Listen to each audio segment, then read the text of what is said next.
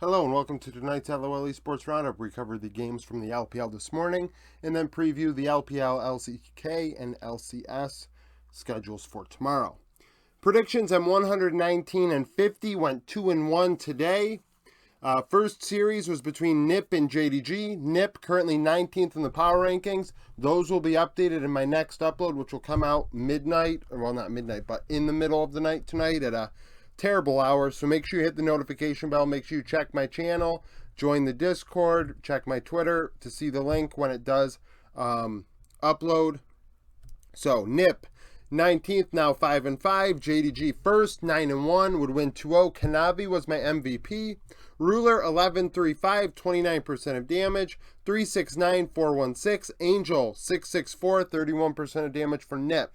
Ruler probably was the MVP for game 1. His Tristana was very, very good. Tristana has, it was his Tristana, right? I believe so. Tristana has dominated and continues to do so. I like a Tristana meta because it can be flexed from mid to AD carry. I like metas where things can be flexed around and offer different options for teams. And it's become very OP in this current meta, which has resulted in some Twisted Fate, which we saw Angel play, and in game 1, he did get a good KDA out of it, a good damage, and things like that. That's why he's up there, but a lot of that came towards the end of the game when JDG already had the game 1. So in this series, like, Ruler dominated game 1, Kanavi dominated game 2 on Bel'Veth. It was Bel'Veth versus Ivern in the jungle, which is interesting. NiP actually got first blood in that one. 369 got the better of Invincible in game 1, solo killing him. Game 2, Invincible would get maybe it was even game 1. I don't remember which game it was, but he roamed mid lane randomly and died at one point, feeding Knight and Kanavi, who dominated Shadow and Angel. Ruler, like I said, dominated game 1. Photic went like 0-5-0. Game 2, the bot lane of JDG did not start off as strong. I think they died a couple times actually, which is what made me give Kanavi the MVP in the end, because I felt like Ruler kind of took his foot off the gas there.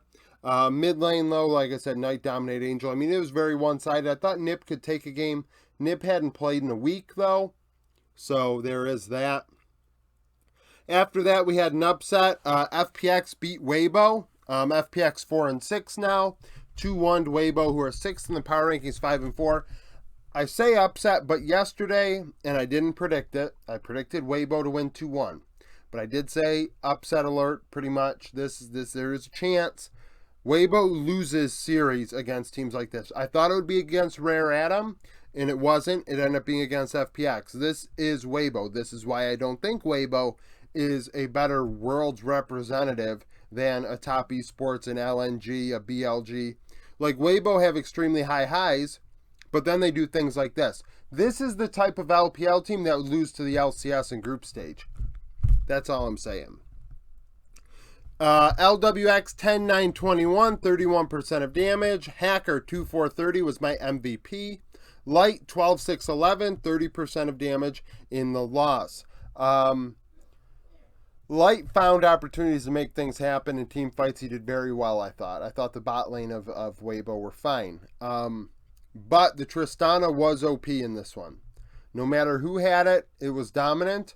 And in the end, Care in game 3 was excellent on it. One of the better Tristana games I think I've seen all split long so far. Made me want to pick him as MVP, but looking at Hacker's KDA, it really brought it home to me that in all 3 games he was impactful. Even in game 2 in the loss, it was he and Care that kept them in the game against Weibo. It was a close series. There was no blowouts here.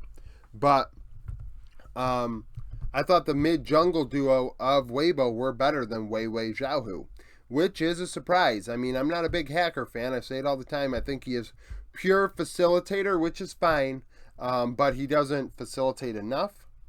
Xiaolahu in the Shy was better. I thought he had better pop-off moments. A 2v1 in bot lane sticks out to me on Renekton, where he outplayed it.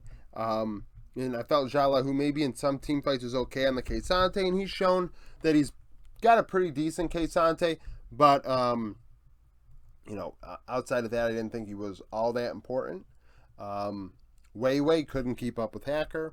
And like I said, the bot lane of Weibo looked very good. LWX dealt a lot of damage, but at the same time, I thought he left a lot to be desired as well and didn't really, clean things up as much as you'd like, which is fine because Care was playing Tristana and could play that AD carry role when necessary.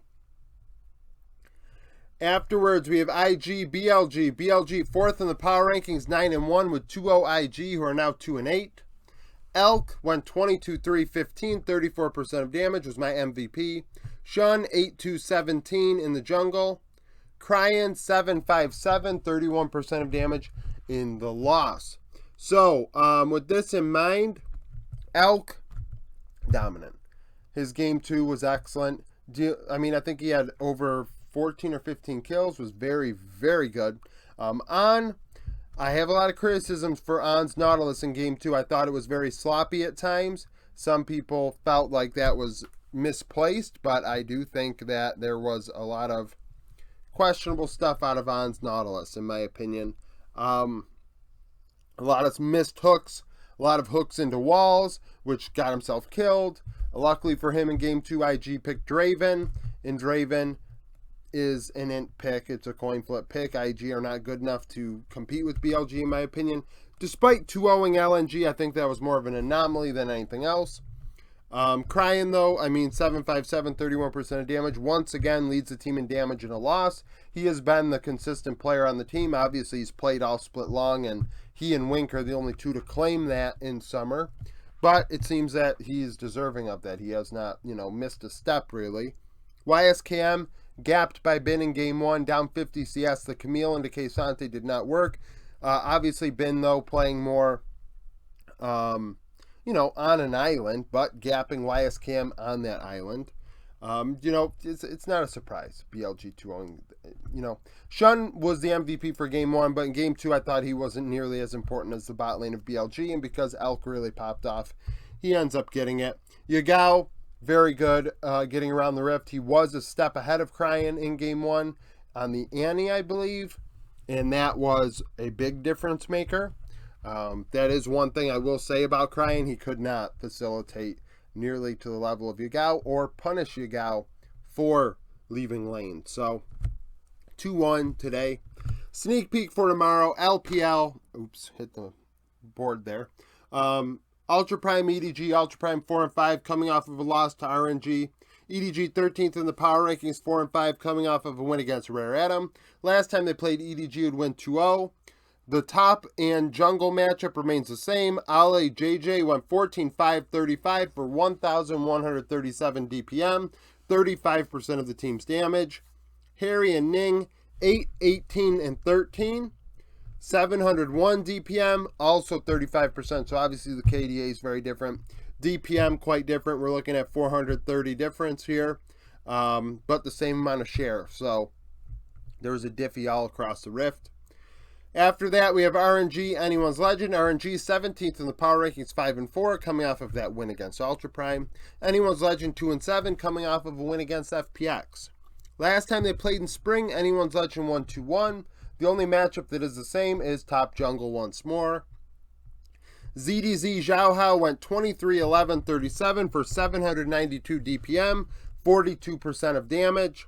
Breathe and Wei 8-15-33. 716 DPM, so very close, but 34% of the damage. So the top jungle combination of Anyone's Legend, more of the share, quite a bit more. We're looking at 2/5 versus 1/3. So the other carry roles, RNG dealt more damage. They did play Angel in games 1 and 3, Tangwan in game 2, the last time these two teams played. Lastly, we have Thunder Talk Rare Atom. Thunder Talk 2-7, coming off of a win against Team Wii. Rare Atom 3-6, coming off of the loss to EDG. Last time they played Thunder Talk 1-2-0. Matchup that holds true is Jungle Mid Duo. Beshwan Yukal went 11-7-37 for 1,184 DPM, 46% of the damage.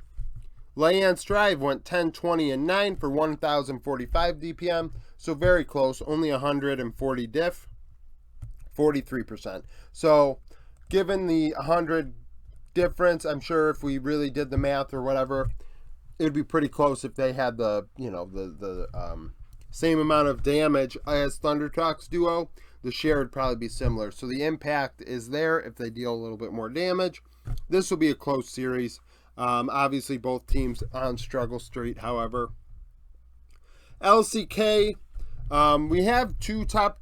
Actually, these are the two best matchups of the day. Both have two teams in the top 25 as of the time of filming this. HLE D+, HLE 11th in the power rankings 4-2, D+ 10th at 3-3. HLE played against Bro and won last time they're on the Rift. D+ lost to Gen G. When these teams played the last time, HLE won 3-1 in playoffs. Kingen and Kano led their teams in damage in that one. Kingen went 10, 6, and 16, 28%. Kana 7, 7, 12, 28%. Not many people probably expected that or even look back at that series as the top laners dealing the most damage, but that was the case. After that, we have KDF and KT. KDF 20th in the power rankings at 3-3, coming off of a win against Nongshim. KT 8th at 5-1, coming off of a win against T1. Last time they played, KT won 2-0. All the players are the same. Aiming went 14-1-10, 28% of damage. Taeyun 6-7-5, 26% of damage in that one. LCS. TSM, EG. TSM 3-3, coming off of a loss to Golden Guardians. EG 24th at 5-1, coming off of a win against Team Liquid. The only players that remain the same from that one do not match up. So, Jojo Pune went 9-0-2 for 29% of damage in the win. Wild Turtle and Chime went 3-4-11, 37% in the loss. FlyQuest Team Liquid, FlyQuest are 0-6, coming off of a loss to Dignitas. Team Liquid 18th in the power rankings, 4-2, coming off of a win against EG, or a loss against EG, my apologies. Last time they played, all the matchups the same except support. So Harry was the star of the show for Liquid in their win, going 7-1-8, 37% of damage. Vikla 0-4-2, 18% of damage on a Silas. Harry was on an Ari in that one. NRG Golden Guardians. NRG 2-4, coming off of a win against C9. Golden Guardians 4-2, coming off of a win against TSM. We are looking back at the CLG split for this one. Dokla contracts Palafox would go 9-7-18 for 1,146 DPM. 59% of the damage in the win against Golden Guardians was the last time they played. Licorice River Gory went 6-11-6, 990 DPM, so 250 less. 66% of the damage, so 250 less. 2/3 of the damage came from top jungle mid for Golden Guardians, where NRG, it was 60%. So, you know, the bot side of the Rift being more important for NRG than Golden Guardians in that one. 100 Thieves Dignitas, 100 Thieves 2-4, coming off of a win against Immortals. Dignitas 3-3, coming off of a win against FlyQuest. Last time these two teams played, 100 Thieves won. Closer Doublelift went 9-0-17 for 849 DPM, 43%. Santorin and Tomo went 0-7-3, 644 DPM, 42%. So similar impact. However, the 100 Thieves duo obviously doing a lot better in KDA and damage. Immortals C9, Immortals 2-4, coming off of a loss against 100 Thieves. C9 15th in the power rankings, 5-1, coming off of a loss to NRG. Last time these two teams played, C9 won. Blabber Eminez Berserker went 6-3-14 for 1,066 DPM and only 47% of damage. So more than half of the damage came from Fudge and Sven the last time they played Immortals. This is relevant because Kenvi, Balulu, and Tactical went 7-5-7, 1,144 DPM. So more DPM, KDA is fine. However, 78% of the damage came from those players for Immortals. So 22% of the damage versus 53% of the damage when it came to top support. That was the diffy there. Because the DPM is within 100 between these three players I'm citing on both sides, but the share is a lot different. Fudge, over 1,000 DPM in that win. So that's it for the roundup. Thank you for watching. I know it came out pretty late. So, thank you for watching. Become a YouTube... Shit, I screwed up my damn outro. I've done 1,000 of these. Thank you for watching. If you liked the video, like it. Subscribe to the channel for daily League of Legends content. Follow me on Twitter. Join the Discord. Become a YouTube supporter. Hope to see you again tomorrow.